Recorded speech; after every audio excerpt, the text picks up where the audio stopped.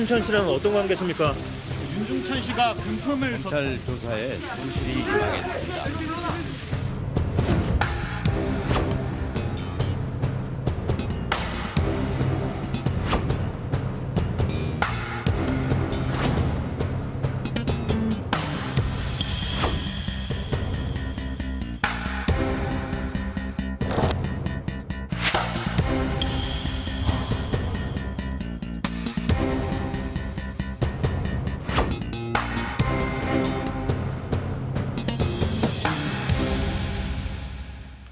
네, 윤중천 별장 성범죄 사건을 재수사하고 있는 검찰이 오늘 김학의 전 법무부 차관을 피의자 신분으로 불러서 조사를 하고 있습니다.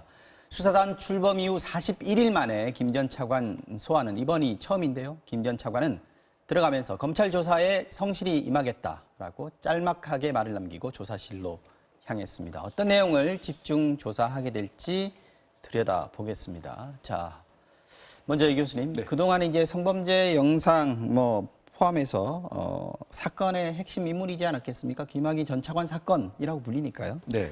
첫 소환까지는 근데 상당히 시간이 많이 걸렸습니다. 오늘 뇌물 의혹들이 이제 집중적으로 조사가 될 것으로 보입니다. 진상조사단에서도 수사 의뢰를 할 때 뇌물 의혹으로 얘기를 했고요. 잠깐만요. 지금 화면 잠깐 보여주시죠. 지금 국회 화면이 들어오고 있는데요. 현재 실시간입니다. 이인영 신임 더불어민주당 원내대표가 나경원 자유한국당 원내대표실에 찾아가서 상견례를 하고 있는 모습입니다. 어떤 얘기들을 하는지 한번 들어보도록 하겠습니다.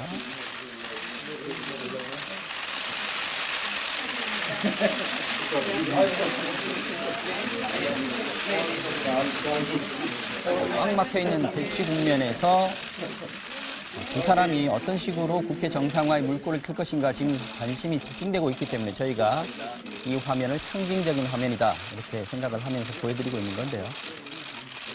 아마 자리에 앉으면은 아마 모두 발언 형식으로 모두가 공개되지는 않겠습니다만은 두 사람의 인사말 또 첫 번째 건넬 말들이 아마 나오지 않을까 싶습니다. 보시죠. 제가 축하 말씀을 먼저 드려야 되는 것 같아요. 우리 이인영 대표님 축하드립니다. 제가 사실은 제가 함부로 얘기하면 당선의 유불리에 문제가 있을까봐 제가 말씀 안 드렸는데 그래도 세 분 중에선 제가 그래도 가장 가깝다고 느껴지는 부분이 있죠. 우리 이인영 대표님 연구단체, 제가 이름도 모르고 이름 들려달라고 그럴 때 제가 두 번도 안 묻고 알겠습니다 하고 이름 들려드릴 만큼 이인영 대표님하고는 그냥 왠지 우리가 17대 처음 시작했고 그다음에 중간에 이인영 대표님 한 번 쉬셨지만 저도 잠깐 쉰 적이 있고 해서 가깝게 느껴지는 부분이 있었습니다. 그래서 다시 한번 축하드리고 또 오늘 그래서 이인영 대표님하고 좀 역지사지도 해보고 케미도 좀 맞춰보려고 제가 더불어민주당 색깔하고 똑같은 자켓은 없더라고요. 그래서 나름 비슷한 약간 바른미래당 아니 바른미래당은 좀 더 옥색 톤이 있고 이거 사진 찍어놓으면 민주당에 더 가깝습니다. 그래서 저 신경 써서 이거 입고 왔습니다. 다시 한번 축하드리고 오늘 이제 제가 인터뷰한 거 읽어봤습니다. 우리가 정말 이인영 대표님 당선을 계기로 해서 국회가 국민을 바라볼 수 있는 또 국민이 원하는 그런 국회로 되는 계기가 되었으면 하는 생각이고요. 보니까 말 잘 듣는 원내대표 되시겠다 이런 말씀하셨는데 제가 설마 청와대 말 잘 듣는이 아니시겠지 이런 생각을 하면서 아마 국민 말씀 잘 듣고 하시면 앞으로 우리가 같이 할 수 있는 면접과 이 폭이 넓어질 거라고 생각을 했습니다. 그동안 이제 제가 보면 이 좀 야당에 대한 우리가 같이 국정 파트너로 생각하는 부분, 이런 부분 조금 더 확대됐으면 하는 그런 생각이 많이 있습니다. 그래서 앞으로 좀 더 국민들이 원하는 그런 국회 만들어가는 쪽으로 같이 노력했으면 좋겠습니다.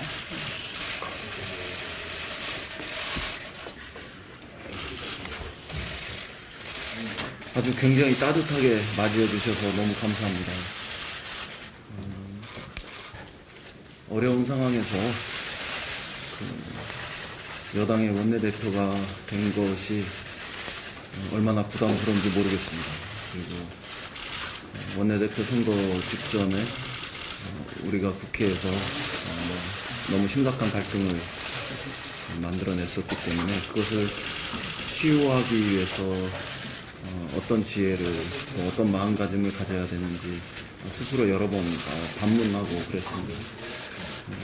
말씀하신 그대로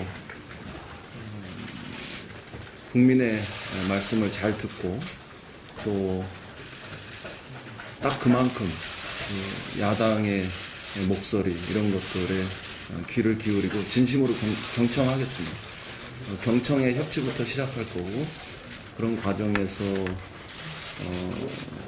이 전국을 풀 수 있는 지혜를 주시면 아주 심사숙고하고 최대한 존중할 수 있는 이런 길을 찾아보겠습니다. 그럼에도 불구하고 오늘 찾아뵙자마자 국회 정상화를 위해서 노력했으면 좋겠다 이런 말씀을 드리게 돼서 좀 죄송합니다. 조금 편하게 인사를 나눴으면 좋겠는데 실제로 민생이 어렵고 대표님께서도 이미 말씀하셨습니다만 산불이라든가 지진이라든가 등등 우리 국회가 반드시 정성을 쏟아야 하는 그런 일들이 있기 때문에 국회 정상화를 위한 어떤 법안을 가지고 계시는지 경청하고 싶고 가능하다면 우리가 5월 임시국회라도 열어서 빠르게 민생을 챙기는 국회 본연의 모습 회복했으면 좋겠다 이런 생각하면서 왔습니다. 그리고 곧 5.18도 다가오는데 우리가 국회에서 법을 개정해서 당면한 문제를 해결해야 하는 이런 점들도 좀 고려해 주셨으면 좋겠고요.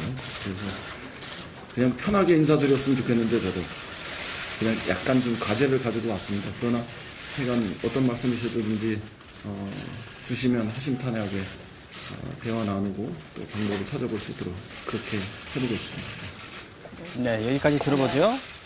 지금 이제 나경원 원내대표가 먼저 입을 열었습니다. 앉아서요. 역지사지 그리고 케미도 좀 맞춰보려고 화학적인 결합 뭐 잘 어울려 보려고 푸른색 계통으로 옷도 입고 왔다 이렇게 덕담을 했고요. 축하드린다는 얘기도 했습니다.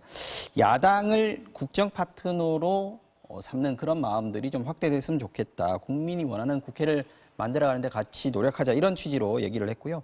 청와대 말 잘 듣는 원내대표가 아니고 국민들 말 잘 듣는 원내대표가 되어달라 이런 당부도 했습니다. 여기에 대해서 이제 이인용 원내대표가 한 얘기들의 요지를 보면은 나경원 원내대표 말씀대로 국민 말씀 잘 듣고 그리고 야당의 목소리를 경청하는 경청의 협치부터 시작하겠다. 그리고 막혀있는 전국을 풀 수 있는 기회를 나경원 원내대표가 주시면 다 같이 한번 잘 찾아보겠다. 방법을 잘 찾아보겠다. 이런 약간 어떤 날선 공방보다는 덕담이 오가고 어떤 해결을 해보려는 그런 분위기는 지금 보입니다. 물론 이제 기자들이 많이 모여 있는 상황이고 카메라가 있는 상황이어서 그랬을 수는 있겠습니다만 그러나 일단 시작의 분위기는 나쁘지 않다 이런 생각이 드네요. 계속해서 이제 아까 드리던 말씀들 좀 이어가 보겠습니다. 지금 저희가 김학의 전 차관의 첫 소환 조사, 그러니까 뭐 5년 반 정도 만에 있는 첫 소환 조사인데 이 부분에 대해서 이제 처음 있는 거죠. 5년 반 만에 소환 조사가 아니고요. 그렇죠. 지금 혐의가 정확하게 어떤 게 있는 건지요? 네, 그렇습니다. 지금 공개 조사는 사실 첫 소환으로 처음이죠. 봐야 될 것 같고요. 그 혐의 자체는 크게 보면 이제 뇌물과 그 성범죄에 관한 것인데요. 일단 뇌물에 관한 그 이야기를 짧게 말씀드리면 윤중천 씨를 6번 지금 소환 조사를 했습니다. 그래서 새로운 진술들을 이제 확보를 한 내용이 있기 때문에 그것에 맞춰서 수사가 이루어질 것 같은데 그 이제 첫 번째 그 사항이 2007년경에 그 목동에서 그 윤중천 씨가 그 재개발 사업을 했을 때 김학의 전 그 차관이 이 재개발 관련된 여러 가지 민원 사항들을 잘 봐줄 테니까 잘 되면 나중에 아파트 한 채 달라 이렇게 요구를 한 이런 혐의가 하나 있는 것이고요. 요구를 했는데 주지는 않았다. 네, 아직 주진 않았고 요구만 그 했습니다. 부동산 사업이 잘 안 돼가지고. 예. 네. 그리고 이제 그 원주 그 별장에 중견 작가가 그렸던 약 1,000만 원 상당의 그림을 제공을 했다. 1,000만 원짜리 그림은 줬다. 네. 그리고 이제 그 승진과 관련돼서 법무차관의 고검장 관련 여러 가지 승진과 관련돼서 인사하는 그 명목으로 누구 제3자에게 좀 부탁을 했는데 그래서 약 300만 원, 500만 원 가량을 또 제공을 했다. 네. 이런 그 진술을 했고요. 또 그 성접대와 관련된 그 이모 여인이 1억 원과 관련된 송사가 좀 있었는데 네. 그 김 차관이 그 1억 원 그냥 포기해라라고 하는 취지로 얘기를 했기 때문에 이 부분도 혹시 제3자 뇌물 공여의 가능성이 있는 것은 아니냐 이런 법리를 검찰에서 현재 구상 중에 있다 이렇게 알려지는 상황입니다. 자, 뇌물죄 성립에 대해서 이제 수사를 의뢰를 많이 했었고 이 부분은 이제 지금 검찰 수사단도 조사를 하고 있지 않겠습니까? 네. 근데 지금 아파트는 요구는 했는데 주지는 않았다. 이게 지금 윤중천 씨의 주장입니다. 김학의 네. 전 차관은 뭐 아파트 달라고 예고했다라고 얘기할 것 같지는 않고요. 네. 그런데 만약에 안 받았다. 실제 받지는 않았다라고 했을 때도 뇌물죄가 성립이 될 수 있습니까? 네, 성립될 수 있습니다. 뇌물죄는요, 뇌물 수수뿐만이 아니라 요구, 그다음에 약속까지도 네. 처벌을 하는 범죄이기 때문에 이렇게 뇌물을 요구한 경우에도 당연히 뇌물죄가 성립될 수 있고요. 네. 그래서 여기서 중요한 것이 그래서 최종 뇌물의 총액이 얼마가 될 것이냐가 굉장히 좀 중요한 그런 대목입니다. 총액수. 네, 그래서 원래 이제 형법에서 처벌하는 뇌물죄가 있고 그다음에 또 이 수뢰액이 1억 원 이상일 때는 특정 범죄 가중 처벌에 그 처벌법에 의해서 더욱 가중 처벌되게 되어 있어요. 그런데 이제 공소시효가 사실 무기징역이 가능한 그런 범죄에 있어서는 15년이 됩니다. 근데 이렇게 윤준청 씨와 관련된 어떤 뇌물수수 의혹은 거의 대부분 10년이 이미 지나 있어요. 그래서 네. 공소시효를 우리가 15년으로 되어야지만 공소시효가 되어야지만 처벌이 지금 현재 가능한. 처벌이 가능해지는데 그러려면은 무기가 가능해야 된다. 그러면 무기가 가능하려면은 결국 뇌물수수액이 1억 원 이상이어야 된다라는 결론에 이르게 됩니다. 그래서 이제 총액이 1억이 되느냐 마느냐 이제 이것도 굉장히 좀 중요한 포인트라고 보입니다. 그렇군요. 이게 성범죄 의혹도 물론 조사를 할 수 있겠죠. 근데 문제는 김 전 차관이 이 부분에 대해서는 이미 조사를 한번 받았고 무혐의 처분이 났단 말이죠. 네. 이 부분은 조사를 하더라도 처벌이 힘든 겁니까? 그러니까 지금 이제 이런 상황으로 됩니다. 여러 매체를 통해서 그 당사자가 김 차관이 맞다라고 인정을 분명히 했습니다. 네. 그런데 그 시점이 2008년 이전입니다. 근데 그게 상당히 중요합니다. 왜냐하면 형사소송법이 2007년 12월 21일 날 개정이 돼서 네. 지금 말씀대로 설령 특수강간이 입증된다라고 하더라도 그 날짜가 2008년 이후에 발생을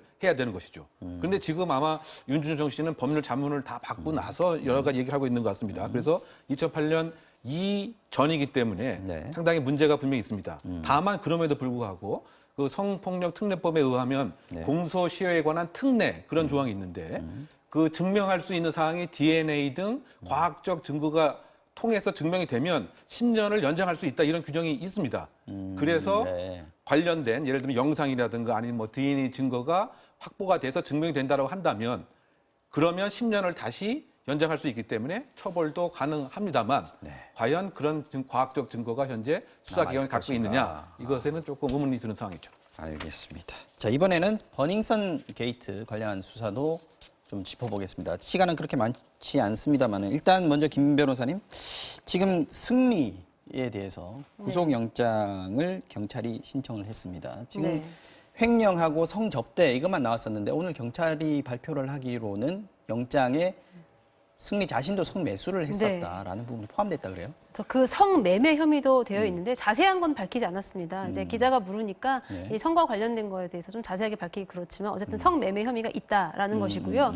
그다음에 성매매 알선 혐의는요, 이 일본인 사업가들에게 한 알선을 뜻하는 것이고, 그다음에 또 사실은 그 필리핀 팔라완에서 있었던 그 생일 파티에서의 이 성접대도 문제가 됐지만 이번 구속영장에서는 이 부분은 좀 빠진 것으로 알려져 있습니다. 그리고 이제 또 한 가지는 바로 이 횡령 혐의인데요. 네. 횡령의 액수가 총액 한 20억 원에 달하는 것으로 보입니다. 그런데 이제 이것 중에서 승리 씨가 이제 직접적으로 이렇게 지배권을 가져온 그런 부분은 한 5억 3천 정도 되는 것으로 보이고요. 이제 나머지는 전원산업 이모 대표에게 뭐 임대차 그 월세 비용을 부풀려서 이렇게 지급하는 금액이라든지 아니면 대만인 투자자 린사모에게 네. 뭔가 이런 허위 계좌로 인한 뭐 송금 착오 등등을 이제 위장하여 이제 보낸 금액들 이런 이런 것들이 총 합하면 한 20억 원 정도가 되는데 은행선의 수익을 빼돌렸다 이렇게. 예, 그렇죠. 수익을 빼돌린 것인데 이 혐의에 대해서 계속해서 수사가 진행 중입니다.